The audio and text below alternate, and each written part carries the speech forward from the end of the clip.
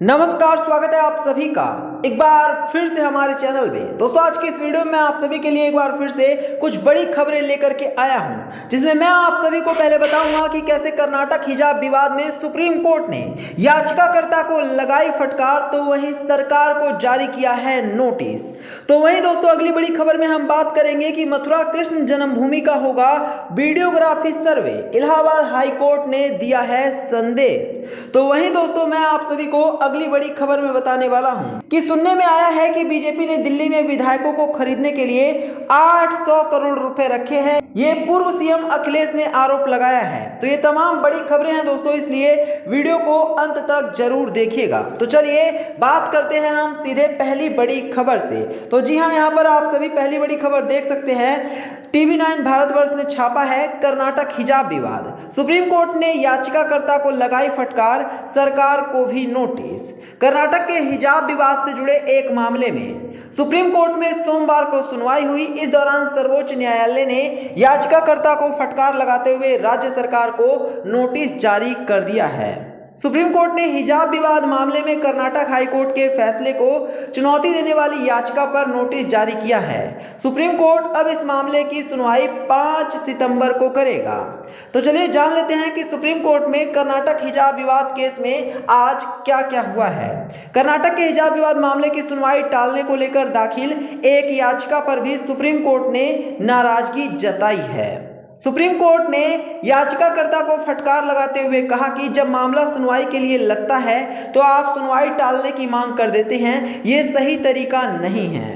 Supreme court के justice Hemant Gupta और justice Sudhanshu Dhulia की पीठ ने सभी याचिकाओं को अगले सोमवार तक सुनवाई के लिए टाल दिया है।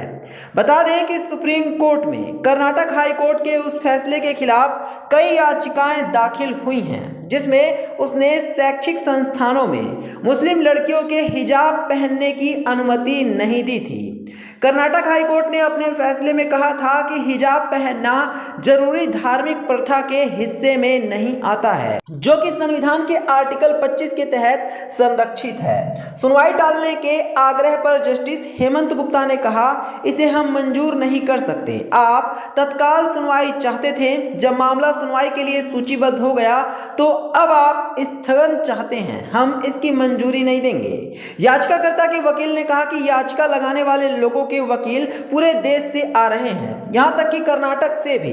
इस पर जस्टिस ने कहा कि कर्नाटक सिर्फ 2.5 घंटे की दूरी पर है और 2 से 2.5 घंटे में विमान से आया जा सकता है। हाईकोर्ट ने उडुपी के government pre university girls college की मुस्लिम छात्राओं के एक वर्ग द्वारा दायर याचिकाओं को खारिज कर दिया था, जिसमें कक्षा के अंदर हिजाब पहनने की अनुमति देने का अनुरोध किया गया था। तो आपको बता दें, मामला लगातार बढ़ता जा रहा है और सुप्रीम कोर्ट ने अब इसकी अगली सुनवाई जो है वो 5 सितंबर के लिए टाल दिया है। साथ ही साथ कर्नाटक सरकार को इस मुद्दे पर नोटिस भी जारी किया गया है। चलिए इसी के साथ मैं आपको लेकर चलता हूं सीधे एक और बड़ी खबर की तरफ। मथुरा कृष्ण जन्मभूमि का होगा वीडियोग्राफी सर्वे, इलाहाबाद हाई कोर्ट ने दिया आदेश। आप यहां खबर देख सकते हैं, न्यूज़ 24 ने खबर को छापा है। मथुरा कृष्ण जन्मभूमि का वीडियोग्राफी सर्वे होगा। इलाहाबाद हाई कोर्ट ने 4 महीने में वीडियोग्राफी कराकर सर्वे रिपोर्ट हाई कोर्ट में दाखिल करने को कहा है। यह आदेश इलाहाबाद हाई कोर्ट के जस्टिस पीयूष अग्रवाल की बेंच ने दिया है। सर्वे के लिए एक वरिष्ठ अधिवक्ता को कमिश्नर और 2 अधिवक्ताओं को सहायक कमिश्नर के रूप में नियुक्त किया जाएगा। सर्वे के दौरान वादी और प्रतिवादी भी मौजूद रहेंगे, साथ ही जनपद के सक्षम अधिकारी भी मौके पर रहेंगे। श्री कृष्ण जन्म स्थान ईदगाह विवाद मामले में इलाहाबाद हाई कोर्ट में सोमवार को सुनवाई हुई। हाई कोर्ट ने जिला अदालत को सर्वे कराने का आदेश दिया है। बता दें कि भगवान श्री कृष्ण जन्म स्थान के मुख्य पक्षकार मनीष यादव ने विवादित परिसर का वैज्ञानिक सर्वेक्षण कराए जाने और निगरानी के लिए कोर्ट कमिश्नर नियुक्त किए जाने की मांग को लेकर मथुरा की जिला अदालत में पिछले साल अर्जी दाखिल की थी। 1 साल से ज्यादा का वक्त बीतने के बावजूद अभी तक इस अर्जी पर सुनवाई पूरी नहीं हो सकी। सुनवाई जल्द से जल्द पूरी करने की मांग को लेकर मनीष यादव ने इलाहाबाद हाई कोर्ट में पिछले दिनों अर्जी दाखिल की थी। मनीष यादव की अर्जी में हाई कोर्ट से इस मामले में दखल देने की अपील की गई थी। अब हाईकोर्ट ने सुनवाई करते हुए निचली अदालत को 4 महीने में सुनवाई पूरी करने को कहा है। अब मथुरा की जिला अदालत को तय करना है कि वो मनीष यादव की अर्जी पर क्या फैसला लेती है। तो कहीं ना कहीं एक बात तो क्लियर है कि ज्ञान व्यापी मस्जिद का सर्वे करने के बाद अब मथुरा कृष्ण जन्मभूमि का भी वीडियोग्राफी सर्वे होगा। इलाहाबाद हाईकोर्ट ने इसके सीधे सीधे आदेश दे दिए हैं, जिस पर जल्दी आप सभी को कार्यवाही होते हुए भी नजर आने वाली है। चलिए इसी के साथ मैं आप सभी को लेकर चलता हूं सीधे एक और बड़ी खबर की तरफ। तो आपको बता दें, अखिलेश यादव ने अभी हाल ही में एक बयान दिया है जिसको न्यूज़ 24 ने छापा है।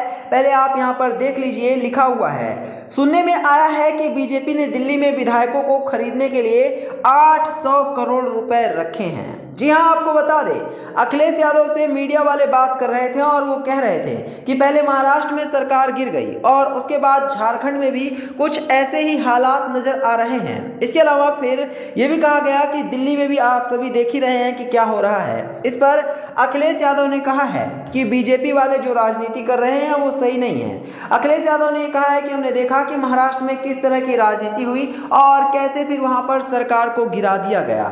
इसके बाद उन्होंने कहा कि दिल्ली का हाल भी हम सभी को पता है।